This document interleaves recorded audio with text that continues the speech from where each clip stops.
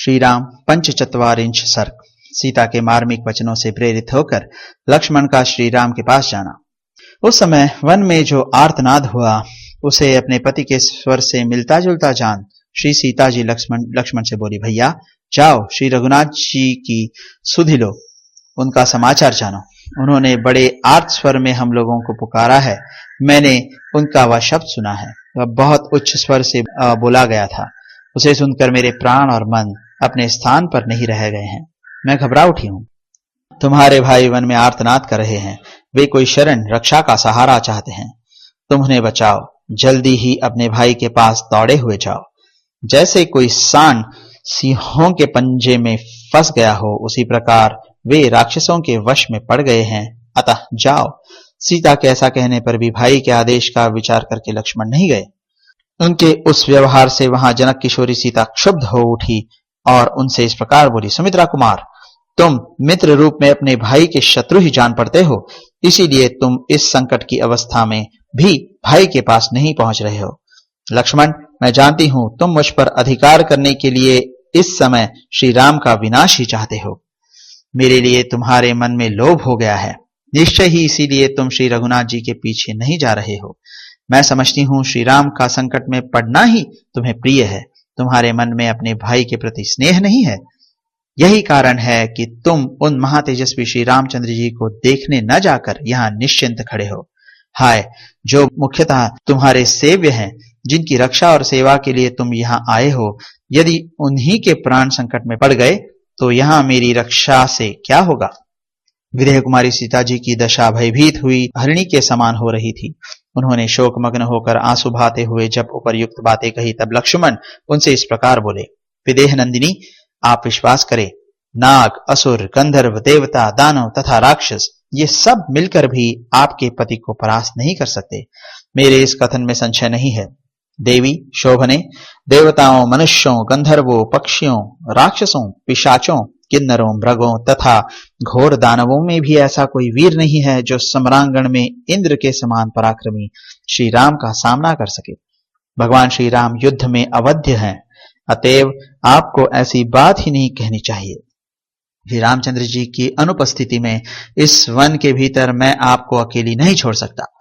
सैनिक बल से संपन्न बड़े बड़े राजा अपनी सारी सेनाओं के द्वारा भी श्री राम के बल को कुंठित नहीं कर सकते। देवताओं तथा इंद्र आदि के साथ मिले हुए तीनों लोग भी यदि आक्रमण करें तो वे श्री राम के बल का वेग नहीं रोक सकते। अतः आपका हृदय शांत हो, आप संताप छोड़ दें। आपके पतिदेव उस सुंदर मृग को मारकर शीघ्र ही लौट आएंगे। वह शब्द जो आपने सुना था अवश्य ही उनका नहीं था। किसी देवता ने कोई शब्द प्रकट किया हो, ऐसी बात भी नहीं है। वह तो उसी राक्षस की गंधर्व नगर के समान झूठी माया ही थी। सुंदरी विदेह नंदिनी, महात्मा श्री रामचंद्र जी ने मुझ पर आपकी रक्षा का भार सौंपा है। उस समय आप मेरे पास उनकी धरोहर के रूप में हैं, अतः आपको मैं यहाँ अकेली नहीं छोड़ सकता। कल्याणमयी देवी, जिस समय खर का वध किया गया उस समय जनस्थान निवासी दूसरे बहुत से राक्षस भी मारे गए थे। इस कारण इन निशाचरों ने हमारे साथ वैर बांध लिया है।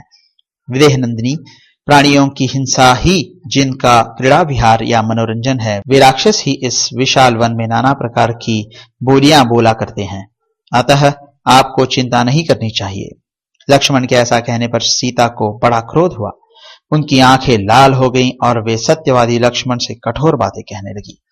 अनार्य, निर्दयी, क्रूर कर्मा, कुलांगर, मैं तुझे खूब समझती हूँ। श्री राम किसी भारी विपत्ति में पड़ जाएं, यही तुम्हें प्रिय है। इसीलिए तू राम पर संकट आया देखकर भी ऐसी बातें बना रहा है। लक्ष्मण, तेरे जैसे क्रूर एवं सदा छिपे हुए शत्रुओं के मन में इस तरह का पापपूर्ण विचार होना कोई आश्चर्य की बात नहीं है। तू बड़ा दुष्ट है। श्री राम को अकेले वन में आते देख मुझे प्राप्त करने के लिए ही अपने भाव को छिपाकर तू भी अकेला ही उनके पीछे पीछे चला आया है। अथवा यह भी संभव है कि भरत ने ही तुझे भेजा हो। परंतु सुमित्रा कुमार, तेरा या भरत का वह मनोरथ सिद्ध नहीं हो सकता। नील कमल के समान श्याम सुंदर कमल नयन श्री राम को पति रूप में पाकर मैं दूसरे किसी क्षुद्र पुरुष की कामना कैसे कर सकती हूँ। सुमित्रा कुमार, मैं तेरे सामने ही निस्संदेह अपने प्राण त्याग दूंगी, किंतु श्री राम के बिना एक क्षण भी इस भूतल पर जीवित नहीं रह सकूंगी। सीता ने जब इस प्रकार कठोर तथा रोंगटे खड़े कर देने वाली बात कही, तब जितेंद्रिय लक्ष्मण हाथ जोड़कर उनसे बोले, देवी, मैं आपकी बात का जवाब नहीं दे सकता, क्योंकि आप मेरे लिए आराधनीय देवी के समान है। मिथिलेश कुमारी, ऐसी अनुचित और प्रतिकूल बातें मुंह से निकालना स्त्रियों के लिए आश्चर्य की बात नहीं है, क्योंकि इस संसार में नारियों का ऐसा स्वभाव बहुधा देखा जाता है। स्त्रियां प्रायः विनय आदि धर्मों से रहित, चंचल, कठोर तथा घर में फूट डालने वाली होती हैं। विदेह कुमारी जानकी, आपकी यह बात मेरे दोनों कानों में तपाए हुए लोहे के समान लगी है। मैं ऐसी बात सह नहीं सकता। इस वन में विचरने वाले सभी प्राणी साक्षी होकर मेरा कथन सुने। मैंने न्याय युक्त बात कही है, तो भी आपने मेरे प्रति ऐसी कठोर बात अपने मुंह से निकाली है। निश्चय ही आज आपकी बुद्धि मारी गई है। आप नष्ट होना चाहती हैं। धिक्कार है आपको, जो आप मुझ पर ऐसा संदेह करती हैं। मैं बड़े भाई की आज्ञा का पालन करने में दृढ़तापूर्वक तत्पर हूं, और आप केवल नारी होने के कारण साधारण स्त्रियों के दुष्ट स्वभाव को अपनाकर मेरे प्रति ऐसी आशंका करती हैं। अच्छा, अब मैं वही जाता हूं जहां भैया श्री राम गए हैं। सुमुखी, आपका कल्याण हो। विशाल लोचने, वन के संपूर्ण देवता आपकी रक्षा करें, क्योंकि इस समय मेरे सामने जो बड़े भयंकर अपशकुन प्रकट हो रहे हैं, उन्होंने मुझे संशय में डाल दिया है। क्या मैं श्री रामचंद्र जी के साथ लौटकर पुनः आपको सकुशल देख सकूंगा? लक्ष्मण के ऐसा कहने पर जनक किशोरी सीता रोने लगी। उनके नेत्रों से आंसुओं की तीव्र धारा बह चली। वे उन्हें इस प्रकार उत्तर देती हुई बोली, लक्ष्मण, मैं श्री राम से बिछुड़ जाने पर गोदावरी नदी में समा जाऊंगी, अथवा गले में फांसी लगा लूंगी, अथवा पर्वत के दुर्गम शिखर पर चढ़कर वहां से अपने शरीर को नीचे डाल दूंगी, या तीव्र विष पान कर लूंगी, अथवा जलती आग में प्रवेश कर जाऊंगी, परंतु श्री रघुनाथ जी के सिवा दूसरे किसी पुरुष का कदापि स्पर्श नहीं करूंगी। लक्ष्मण के सामने यह प्रतिज्ञा करके शोकमग्न होकर रोती हुई सीता अधिक दुख के कारण दोनों हाथों से अपने उदर पर आघात करने लगी, छाती पीटने लगी।